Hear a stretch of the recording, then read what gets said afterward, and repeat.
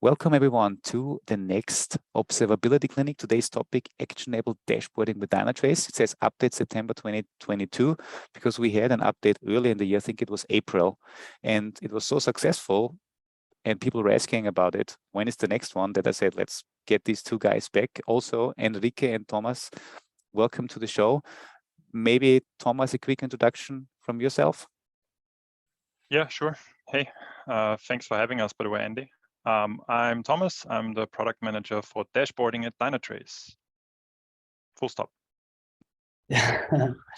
Now it's my turn. Thank you, Andy. I'm Enrique, and I'm the lead product engineer for dashboarding in Explorer as well. Yeah. Awesome. Thank you so much so we really hear it directly from the team that is driving this. Obviously, you said earlier, there's a big team behind the scenes that is actually implementing all of this. But without further ado, I want to give you the stage and I want to hear what do you have in stock for us today? So what are you going to show us? And then I think we see some demos and then we also see some stuff that you're working on in the future, but the floor is yours.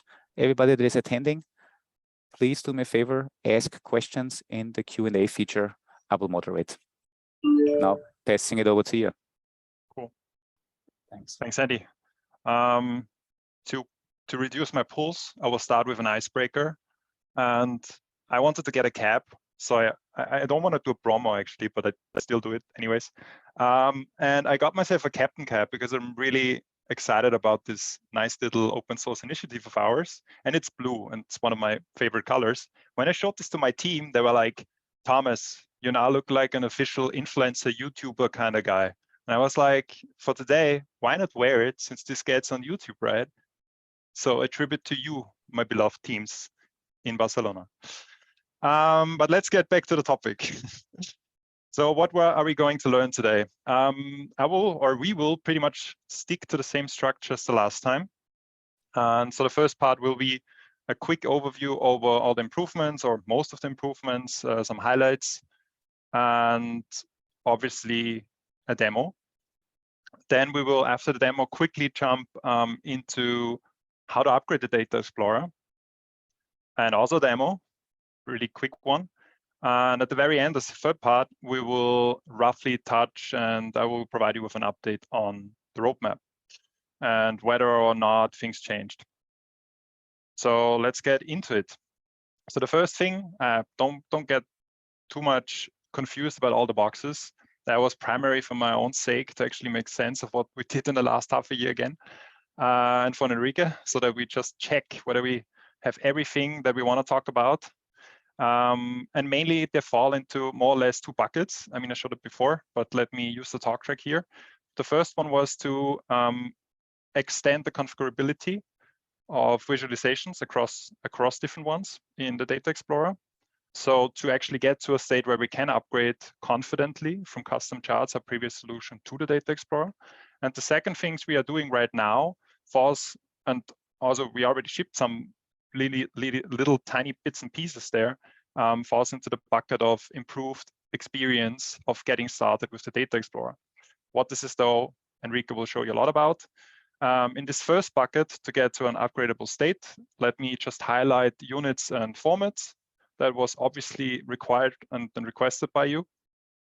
And where we also heavily then, and I already jumped to the next bucket then, because this is where we today also will, I guess, mainly spend in terms of demo time, is then the improved experience. And there Enrique will tell you hopefully a lot about filters and a bit about more guidance, something about how to get started quickly with templates. But I don't want to spoil too much. And I think it's a perfect time, since we are a show not tell company, to hand over to Enrique and give us a run through.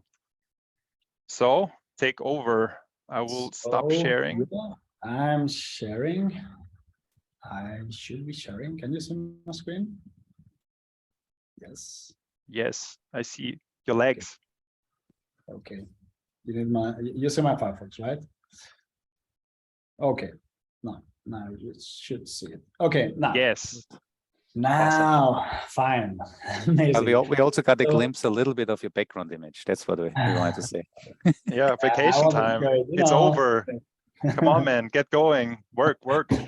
So I wanted to show you first this Kubernetes preview process dashboard, sorry. This is a dashboard that gives you by default a lot of information regarding the health of your Kubernetes clusters. And in this case, I'm going to talk about units and formats using some of those styles. So let's go first to this allocatable memory. And if I navigate into here, jump into Data Explorer. Now you can see that we have here this unit and format concepts, right? So by default, we are following the automatic approach that Dynatrace has been doing from the beginning. You can see that the data is formatted in order to use the best suitable unit for each data. So here we have a very high value, so 2.53 terabytes, but the rest of the data is displayed in gigabytes, right? Also, we display decimals depending on the value itself. And whether this might be good to just understand very easily the value of the data, sometimes it's not the best approach. Sometimes you just want to see the same unit for all the data because you have a table, for example. You want to compare values, right? Or you want to have a specific amount of decimals. So this is why we have created these controls here. If I select no units, then no unit is displayed at all. Just basically it's a number. We group it in thousands, millions, and billions, right? With automatic, you already saw it. And then in this case, we have bytes, kilobytes, megabytes, and gigabytes. So now you see all the values are using the same unit. So this might be convenient, right, to compare values. But also with format, we can decide if we want to show just well, if we don't want to format the values, so we see the entire value with all the decimals that we have that are available, but we don't want to show decimals at all, or we just want to just show 1, 2, or even 3 decimals, right? And obviously, we can save those changes into the dashboard, and it would be displayed properly here. So back to this dashboard. Now let's explore another one, which is this one I have here, CPU request in percentage of allocatable. Basically here we are displaying a percentage, right? But it's not visible. We can do it better. So if you navigate again and you try to configure this style, you will see, okay, we don't know what is the value here. This is a calculated metric. We are doing a division. We are multiplying by 100, but the metrics query language doesn't know that this is a percentage, right? And if we go to units, obviously we don't know it's a percentage. So the percentage is not here. The only thing we can do is to group it by thousands, millions, or billions. But this is also an input. So we can just write percentage, and then percentage will be displayed here. The same way, I mean, you can write any kind of unit that you want. You want to have apples, then apples are displayed, right? So units and format, pretty powerful tool to just customize what you're displaying. Also, it is displayed not only on the legend, but also on the tooltip, by the way. So next thing, I don't know if there's any kind of question, Andy. Yeah, there is a couple of questions that already came in. First of all, how do you get a Dynatrace head or a captain head like Thomas? And I was answering, it's typically at trade shows when we are, or at local Dynatrace user group events. Just find the Dynatrace people. Next one's coming up is KubeCon in Detroit, and then also perform in Vegas. But there was just a side question not related to what you're showing, Enrique. The other thing is you're showing the Kubernetes cluster overview dashboard here. I know today's topic is really about focusing on the visualization aspects, not necessarily about Kubernetes. But the question was if you're aware if there's any other dashboard similar to this for Docker Swarm available, right? I mean, for Docker, we are just doing the same, like a lot of the container metrics, obviously, and the service metrics and everything, just like we do for anything that runs either on Kubernetes or bare metal. Just wondering if there's any out-of-the-box Docker Swarm dashboard. I'm honestly not aware of it, but we have a huge community, and it would be a great question to actually ask in the community, unless Enrique, Thomas, you know whether there are. That's what I was going to say. I mean, we have a lot of dashboard presets for different kind of metrics, but I can't tell you be specific. So maybe it's something we can ask in the community. And then the second thing, and Thomas, thanks you for already following up. Howard was asking, please explain aggregation a little bit. Aggregation means either in the query builder, there's like a great documentation on the metrics expression in general, where we explain exactly, here we go. Right? Yeah, maybe this one is not the best one. Just let me, I can go quickly through this. It's super off topic, but in fact, it's pretty simple, right? There are like two types of aggregations, right? On one side, let me select this one, show you here. On one side, we have this aggregation. Let me show you graph. So basically, this is space aggregation. We have a lot of data points, right? And somehow we need to make them fit into the given time frame and the resolution that we have. So if we have more data points than the resolution and time frame that we are giving, we need to aggregate them somewhere. Or in fact, you can split this by host, right? So it means, in fact, we have a lot of measures for different hosts. But at the end, if we don't split by host, we have here one single line. So we need to aggregate all the data points from all those hosts into one single data point. This is what this aggregation is doing. It can use average, maximum, minimum. There are like different types of aggregations. But on the other side, and I know this is a pretty common question, we have this aggregation here that we call fault transformation. And this is a time aggregation. So when you have one single value, right? But we have data for an entire period, an entire time from 2 hours, whatever, right? You need to collapse all that information into one single value, right? And this is what we are doing. We are taking data points from 2 hours and we are condensing them into one single value. We can use average, we can use maximum, minimum, so they're different, again, different approaches, or also last value, which is basically not aggregating data, but just picking the last available data point in your period. Thank you for and thank you for that, Enrique. I also just posted some links. There was a blog post on metric expression. I just posted this into the chat. That also then includes a link to a video where Philipp Stadler, he was actually then explaining metrics in general in Dynatrace and how we actually come up with all of the different aggregations and how you can use the metrics expressions to then do exactly everything that you just showed. What are the min, max, average, the percentiles? How does the folding work? How does the splitting work? So folks, if you're interested in metrics expression, it's truly powerful. And there's some blog and some video that I just posted in. Exactly.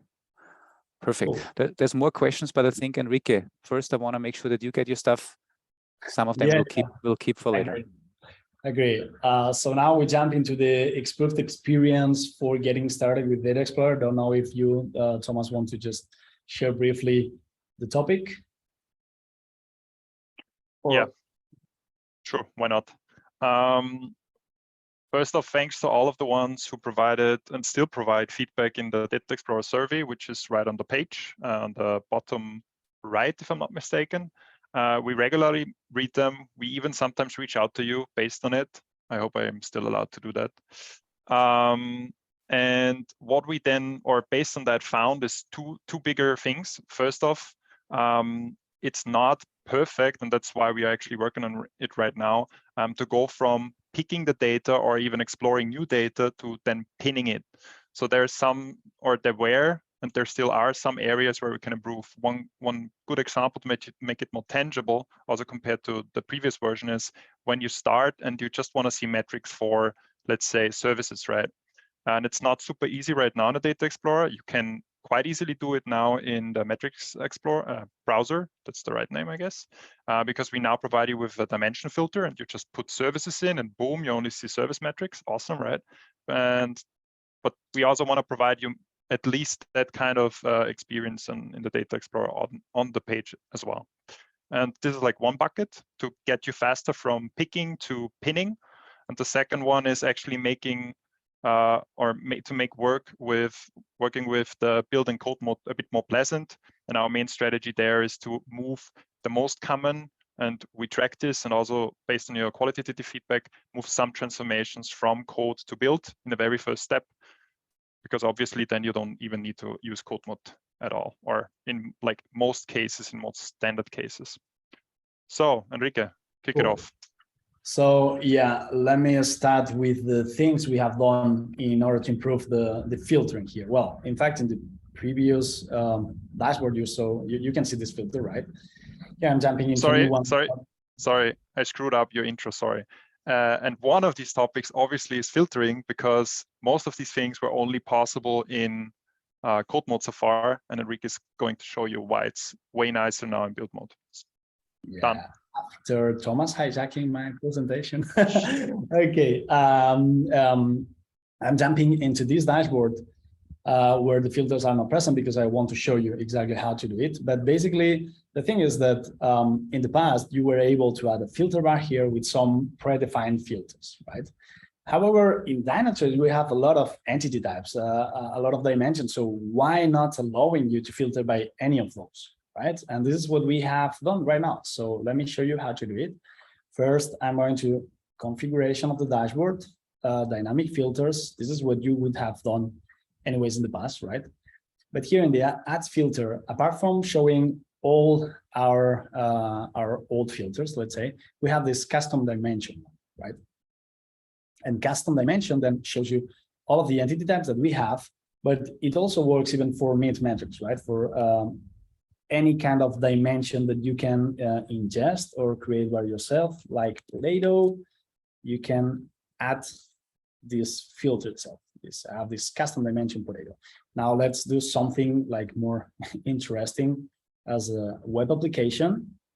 So I can also add this web application filter, and I can go back to the dashboard. Now you will see I have a filter back here. By the way, let me show you more a large time frame, like 7 days, so there's more data. Okay. And in the filter by, I can select custom dimension, web application, and then I can use any of the web applications that are suggested here, right? So I can filter by this one. For example, you can see that now my tiles, they're filtered based on this. There's this filter icon that says that this tile has been filtered by this custom dimension. Some of the tiles are not filtered because are not affected by this metric. Okay, that's perfectly fine. We only filter the ones that are affected by that metric. Not exactly, in fact, because we have improved this even better. In fact, we are not only filtering based on the dimension itself, right? So the primary dimension of this of the metric behind this tile is application, but we are also filtering based on relationships, which means that if I scroll down a little bit, I can show you this tile here, where the main dimension is not application, but it's application method. So we are showing here key user actions, but it's also filtered, right? So we are only showing key user actions that have been created, right, inside this web application itself. This is filtered as well, right? Now let me show you exactly, if I go to configure in data mode, let me show you what we are doing under a hood, because this happens here automatically. We apply a filter and then we add some relationships, right? But in fact, what we are doing under the hood is also available now in Data Explorer. If you select filter by, here's user action, the main dimension, okay, but inside user action, you will see different relationships like provider, which is related, synthetic event, because it's user action of, or web application, and in this case, this is the relationship that was being applied, right? So I can select here in Data Explorer a filter where user action, the related web application, with the same name I was using on the other side. This one is travel. Then when I run the query, you will see data here is filtered as well. Just to show you the magic, right, that we are doing here. In fact, it's no magic, it's just metric square language. We are creating a pretty complex filter here. So this can help you also creating your complex filters. You can go to build mode, create a complex relationship, and then navigate here and see how it should look like. Right. And there's a pretty interesting thing that I didn't show you in purpose. If you see here, when I click on the tile, I click on one of those tiles, I can see three options, right? Edit tile, configure in Data Explorer, or explore in Data Explorer. Whereas if I choose one of those that are not filtered, I only have the option configure in Data Explorer. Configure brings you to the Data Explorer page with the same tile, same chart, right? Same metric. So you can just change some things, pin it to the dashboard again, and improve the way it looks like here, right? But with the other option, with the exploring Data Explorer, what we want to allow you is to drill down, right? You have applied a filter here, and now you maybe want to drill down and explore a little bit more about this metric, right? So I can just go here, and as you can see, the filter is also applied on top. It's not a filter per metric. If I had different metrics here, the filter would be applying to all of them, at least to all of the metrics that are affected by this dimension, right? But obviously, I can also remove the filter, and then data changes because this filter does not apply anymore, right? So several changes, several improvements in the filters that we have here. Enrique, one quick question that came in from Howard.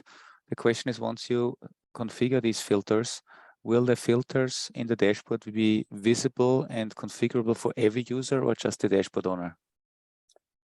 The filters that once you edit the dashboard and add some filters, then anyone with access to this dashboard can use the filter bar. Right? And that means that whatever you filter here is basically kind of like now part of your session. That means if I would open the same dashboard with my user, I would basically again start from scratch without a filter, and then I can filter down. The filters here, the actual values that you filtered will not be persisted. They're just for me to explore, correct? Yes, exactly.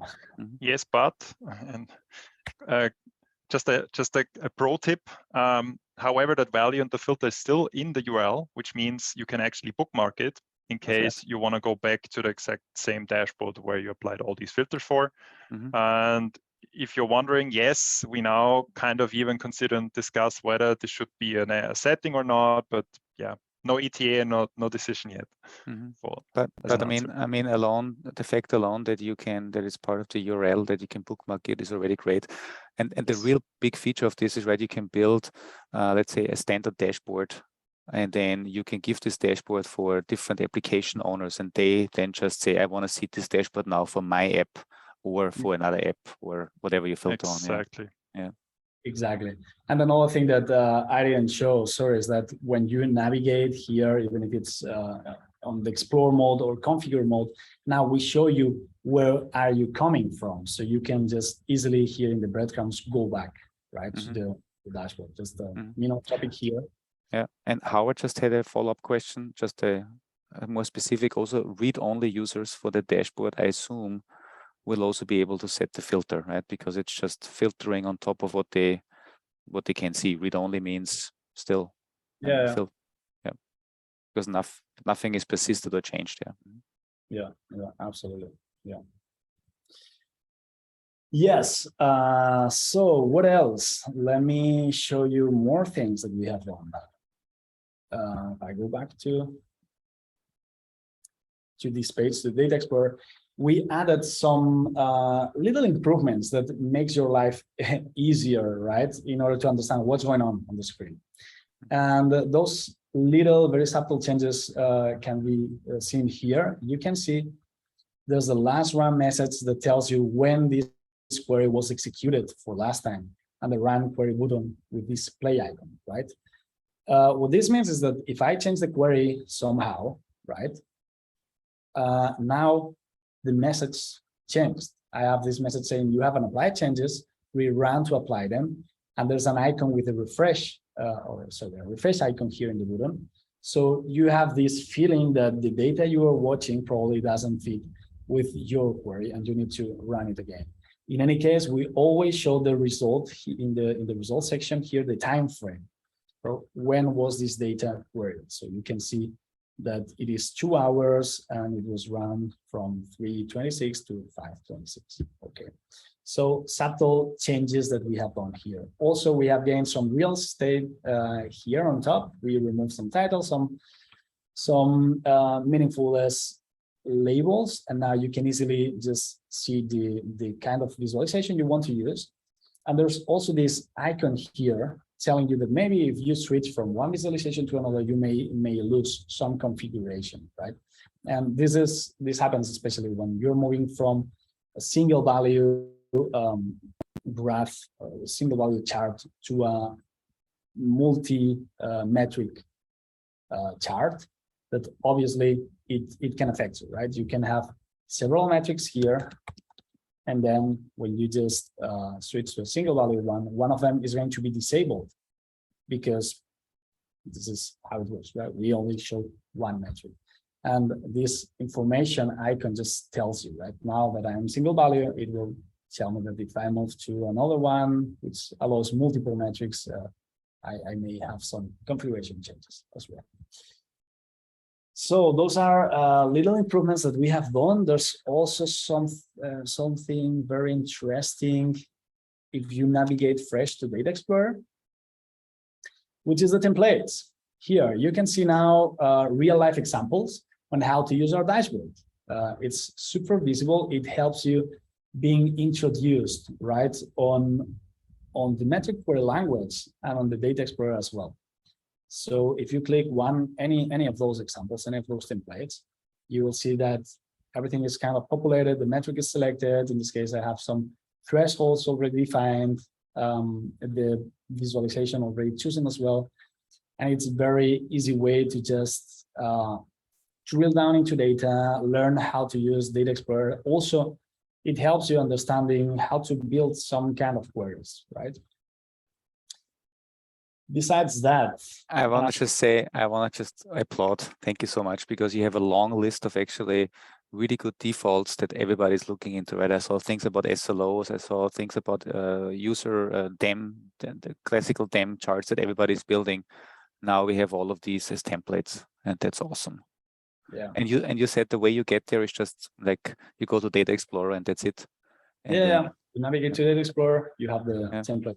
Yeah, perfect. Yeah, thank you as well to the community, because the community just comes with some very interesting ideas for the templates. So it's been really useful.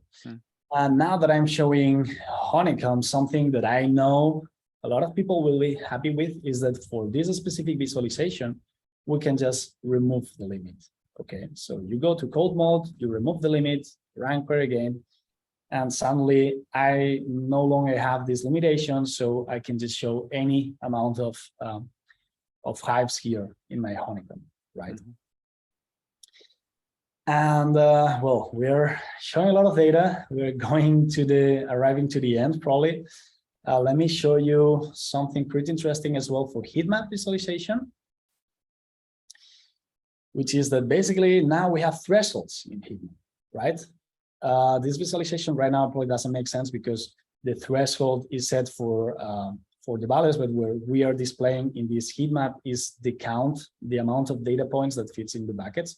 But I can change this to split by dimension, probably set a limit that would make sense, right? Yeah, now you can see easily from my top 10 services which ones are performing properly a long time and which ones are not, right? You can obviously play with the buckets. I don't know, switch to 1 hour. You want to see it per minute, so 60 buckets probably, and then it's pretty easy to understand which ones are behaving properly and which ones not. And another interesting thing, obviously, if I remove the thresholds, you just get the regular colors. And another interesting thing that you have probably noticed is this legend here. This is something also new. We have this show legend and show label, show labels toggle buttons, so it can help you understand what's going on in the chart itself with heat maps, right? Okay, so said that, we have small little things that we also want to show you. We have, by the way, improved our export feature. So you can go to table. It has been moved, by the way. The pin to dashboard has been moved as well here. You have here in the context menu the share link, but the export to CSV as well. It has been improved. You can export tables. You can export all the kind of charts. You have the feature here. Let me go back to the dashboard. And it will also take into account any types of unit setting you have applied, plus the format. Yeah, exactly. You're right. Thanks. Yeah, exactly. We came clean. Yeah, absolutely. The other thing I wanted to show is the clone to feature that's going to make a lot of people happy as well, right? So now when you select one of the tiles, you can clone to one specific dashboard. You have a list here, so you can select where do you want to clone the tile to. Super, super cool. And last but not least, you also have the option in the image, in the image style, to add an image URL. So in the past, it was just only uploading images, but you can also add a URL right now, and you will see it here without having to upload the entire image. So pretty cool. And said that, I think that now it's your turn, Thomas, to talk a little bit about migration.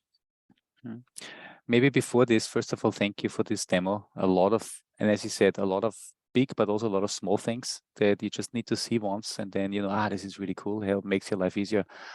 Thomas, you have managed to answer pretty much all the questions I see in Q&A. I'm not sure if everyone sees the answers. Thomas, can you maybe highlight quickly some of the things you've answered for? Oh. I did the classic PM move. I said, go to the community, to a product idea. No, okay. I can try to think of most of them. One was the classic question, which we often get in the community, which is, what if I'm on my MDA screen? That's a big question, by the way. And I want to get my data on dashboards. Our standard answer by now, and still is legit and valid, is the only way right now, since these are actually using two different storages. The one is like where the pure paths are in, and the short-term storage, which is mainly the MDA, like using that to come up with data and using all the details that are in these pure paths, while everything you see in the dashboard, or like 90% at least of it, is based on metrics. So these two are already separated. Yeah, we try to link them everywhere as best as we can to make sure or make use of detail versus high level. So the only way though is to actually, based on the short-term data, to create a calculated metric, because if it's a metric, we can chart it, right, in the Data Explorer. And that's the way to go right now. Mm-hmm. And there is, if you want to put more pressure on us, I'm happy to listen there as well. Check out the community. There's some of these already as ideas with quite some votes. Mm-hmm. But we are just consuming in our team. Mm-hmm. And I think other questions that were like, which version are we looking at here? When is this, what Enrique just showed, available for customers? Yes, I think the easiest answer to that is, please check out the release notes. We really tried in the last half year and even before that to be thorough and put most of these things in the release notes. These were all separate or different release versions that Enrique showed. It's a bit hard to now list them all. But if you then have the slides, there I list all the relevant release notes, and please check them then out there. Mm-hmm. But if they're not already in the product, they will be in the product soon. That's exactly. Kind of, yeah. I will touch on some of these shown later on in what we are working on right now, and then can also give you a bit more details on the release versions there. Mm-hmm. And maybe the last question that Sachin is just asking, is there any option to export into PDF? The counter question would be, is it a single tile or is it the dashboard? Yeah, but I assume it's the dashboard. Mm-hmm. And I recently, if you're following in the community, I accepted the idea to export to PDF. And something we are right now looking into is, and how also when exactly, because we also still don't have a timeline there, is how to quickly and easily put that into the product. And I think there's also one of our partners, Avodac. They have a solution on the Dynatrace Hub for some reporting capabilities where they are on a scheduled basis exporting dashboards as PDF or even as CSV and then storing it in an external storage. This is typically for financial institutions that have to keep certain type of data. So that would be something to look out in the Dynatrace Hub. If you search for what I think it's called something like a Dynatrace reporting service, check it out. There's already something available from one of our partners. Howard, to answer your question, yes, we really tried to, and we even did and touch on this in our last retro, or definitely will do some minor improvements to our process so that things don't slip anymore. But to be honest, I right now can't think of too many things that slipped in the last half a year. I think we are quite clean there yet, or by now. Cool. Thanks for the smiley. Back to you guys, because we have about 20 minutes left and we want to make sure we get through everything. Yes, of course. Enrique? You let me share. Also, Enrique, you're on mute right now in case you want to say something. I just take over. I'm a stubborn boy. Sorry, I was talking. Okay, so now Enrique showed you lots of updates that we've done recently. The last time I quickly went over Data Explorer upgrade. I will use the bad term migration that I try to avoid at all costs. And last time I had these 3 sections. I changed a bit the content, but let us go through them step by step. So the first one I raised the last time is, when will you be able to upgrade confidently? Or let's phrase differently, when are we confident that you can upgrade confidently? And that question, the last time I said CQ2, I gotta be honest, some or a few things slipped to CQ3, but my answer right now is now. And because now most of the things, if not all, by now we believe it's all, that you used to have in custom chart can be converted and can be upgraded. Also including filters, if you paid attention. I also, and until when to upgrade, I'll put it here.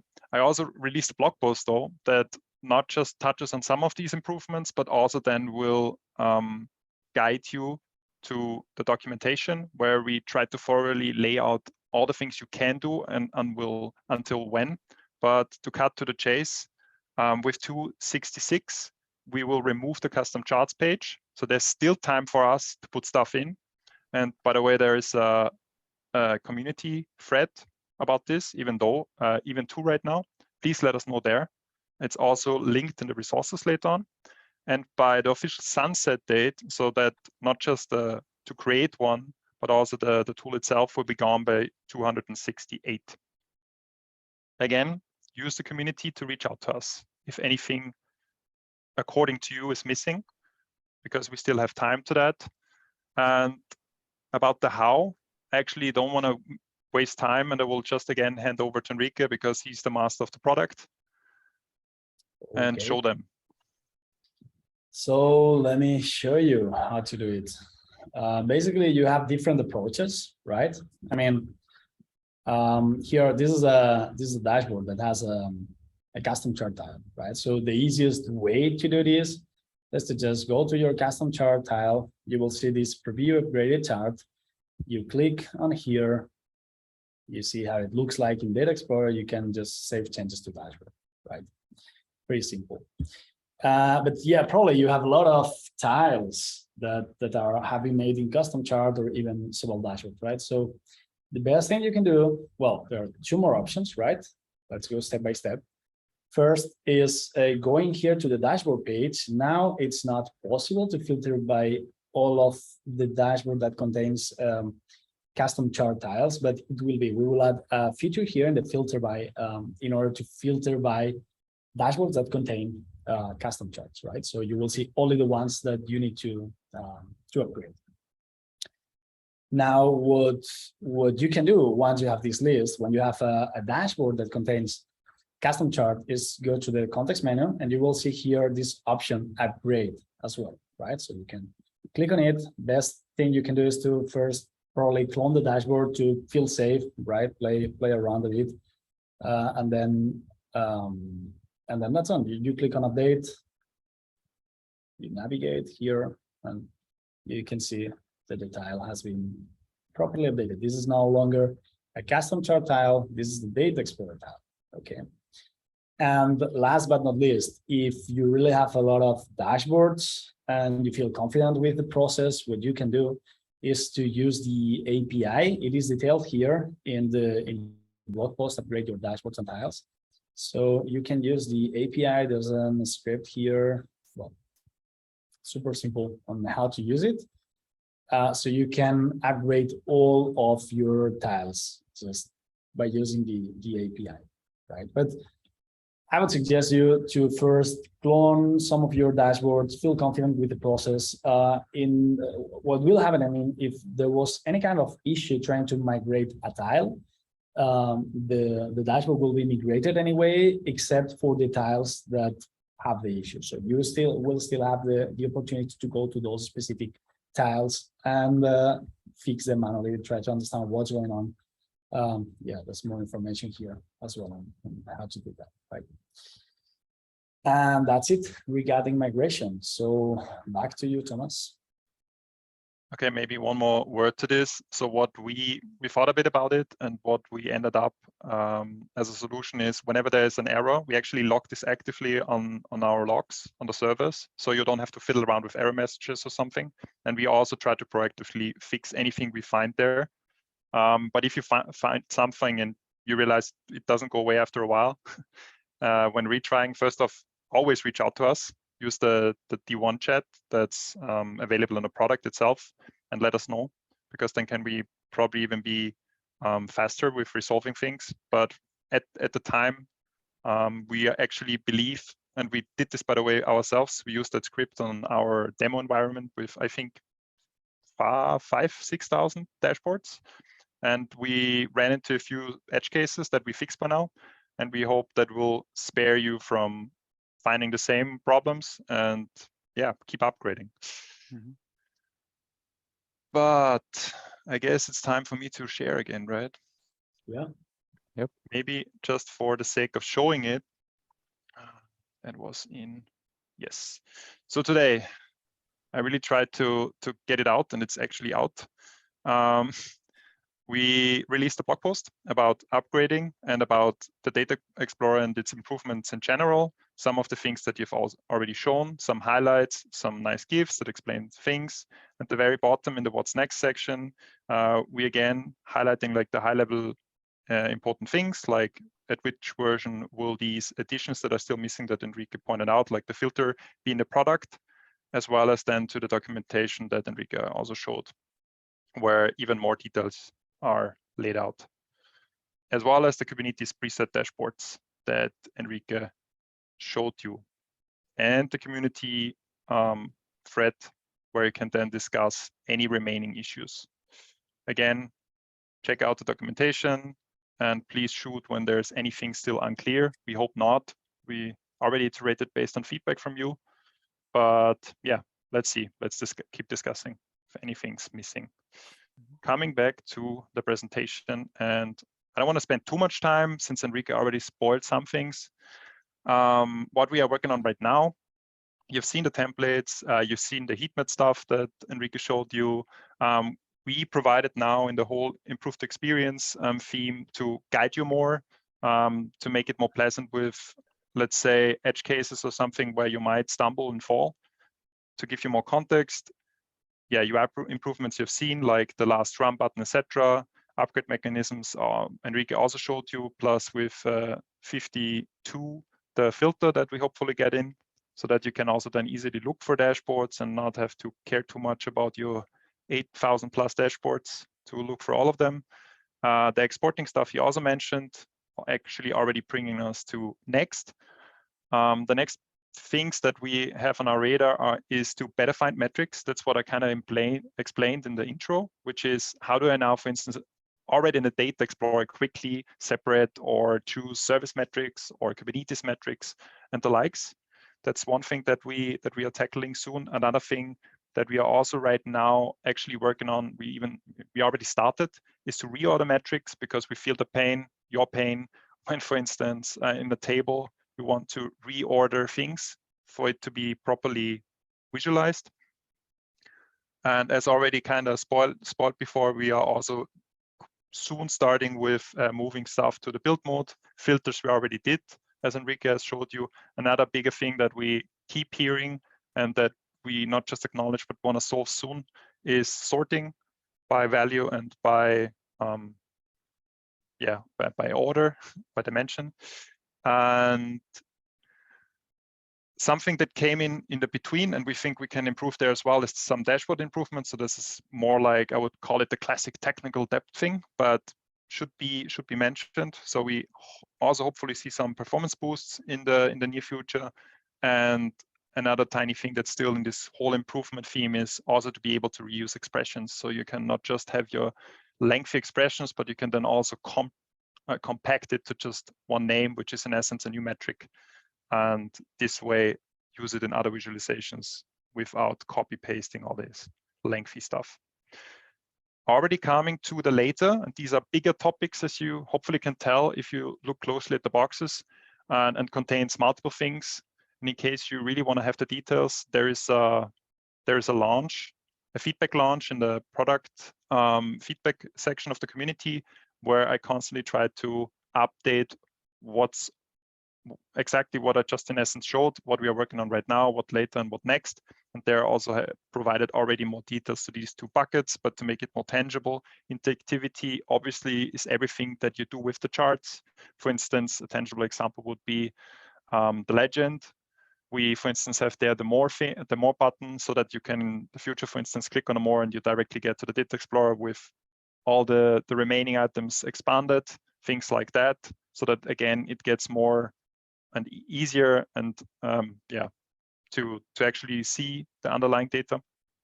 And problems and events is the whole bucket of context, where we already have lots of this in the product by now. And there's also things that I can't mention right now, or not yet, but will be also soon released, I hope. Andy knows about it, maybe not, who knows. That's related to context, but the point is, just seeing a dip or a spike or something in a chart is good, obviously, but not having context, then it's a bit hard to go forward, right? And to decide, is this really a problem, or should I actually not even care because it's just regular stuff, right? When you look at baselines, for instance. So everything related to this will fall into this bigger topic. So these are two themes, even not just small little things, that we will then hopefully tackle with the end of this year plus the beginning of next year.